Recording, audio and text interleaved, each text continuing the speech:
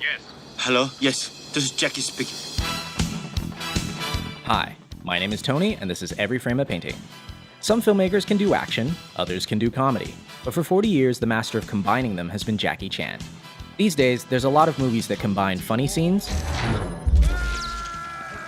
with fight scenes. But even when the movie's good, the comedy and action seem to be two different directors and two different styles. And that's why Jackie's so interesting.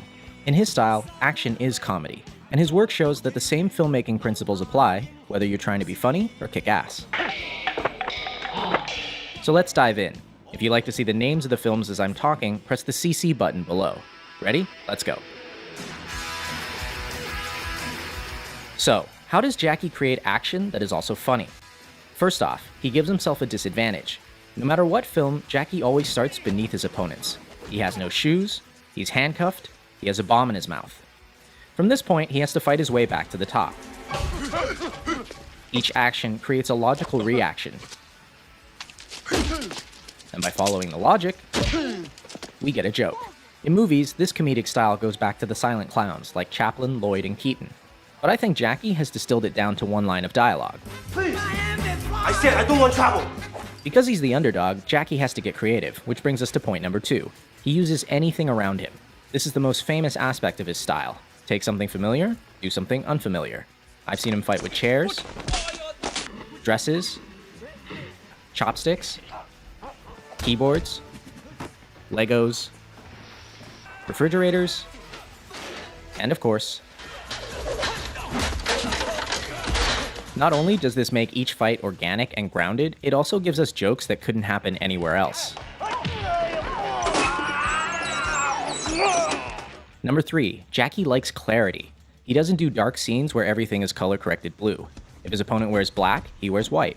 And if his opponent's in white, then he's styling.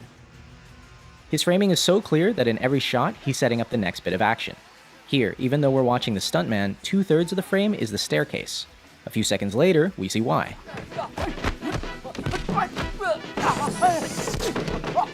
He keeps things clear by rarely using handheld or dolly moves. Like an American movie, you can see there's a lot of movement. When the camera angle movement, that means the actor, they don't know how to fight. In slow motion, you can see how the camera operator swings around to make the hits seem more violent. But since Jackie can fight,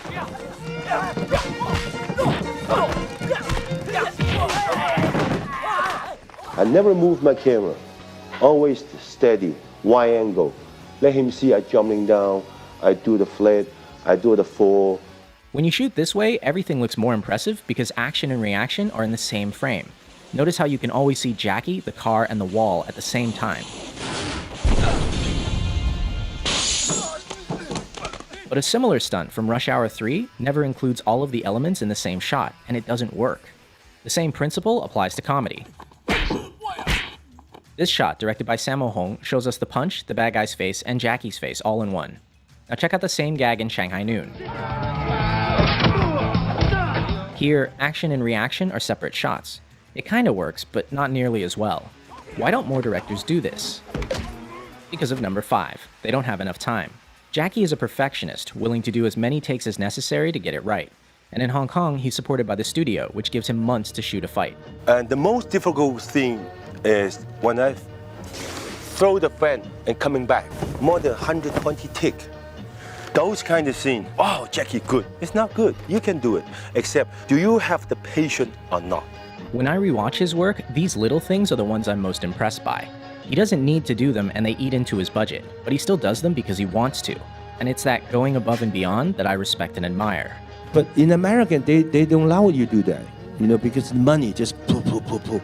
And his American work is missing something else.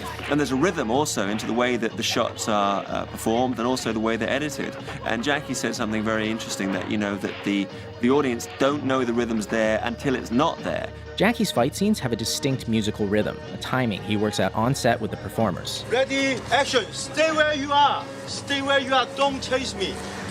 Boom, boom. Then, boom, see? Everybody looks good. Even experienced martial artists have trouble with it. In his earliest films, you see him learning the timing from Yuan Heping, and it's very much like Chinese opera. But by the mid-80s, working with his own stunt team, He had something totally unique. In America, many directors and editors don't understand this timing, and they ruin it by cutting on every single hit. But in Hong Kong, directors hold their shots long enough for the audience to feel the rhythm.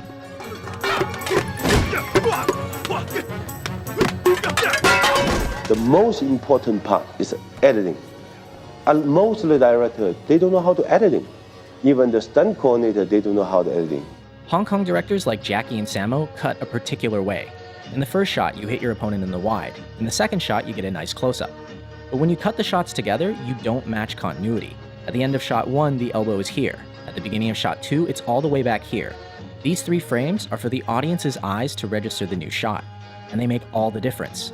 I'm start from here, here. But 2 shots combined, this is zone. That's power. In other words, show it twice, and the audience's mind will make it one hit that's stronger. By contrast, modern American editing doesn't show the hit at all. At the end of shot 1, the leg is here. At the beginning of shot 2, it's in the same place, going backwards. But because they cut at the exact frame of the hit, it doesn't feel like a hit. A lot of people think this is because of the PG-13 rating, but even R-rated films do this now. It looks like a bunch of people flailing around, instead of a bunch of people getting hurt.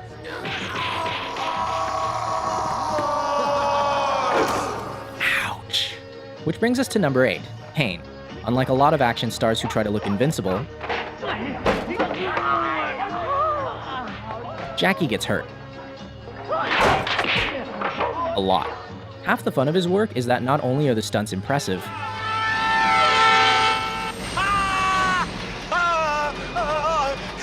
there's always room for a joke. Pain humanizes him, because no matter how skilled he is,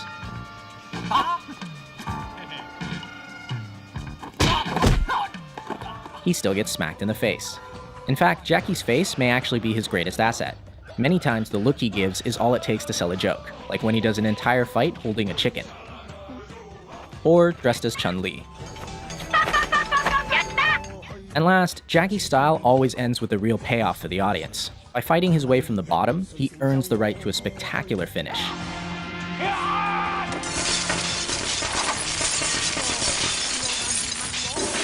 He doesn't win because he's a better fighter, he wins because he doesn't give up. This relentlessness makes many of his finales really impressive and really funny. And it's in direct contrast to a lot of his American work, where bad guys are defeated because someone shoots them.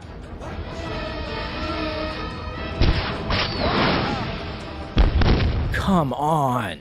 But most of all, I think Jackie's style proves something. Action and comedy aren't that different. In both genres, we want to see our best performers.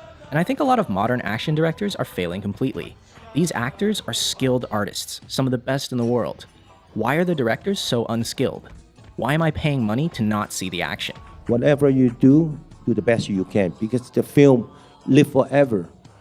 No, because you know that they're raining and the actor don't have time. I said, would you go to every theater to tell the audience? No, the audience see on the theater, good movie, bad movie, that's all. Exactly. This work will last. And on that note, I leave you with the greatest death scene in film history.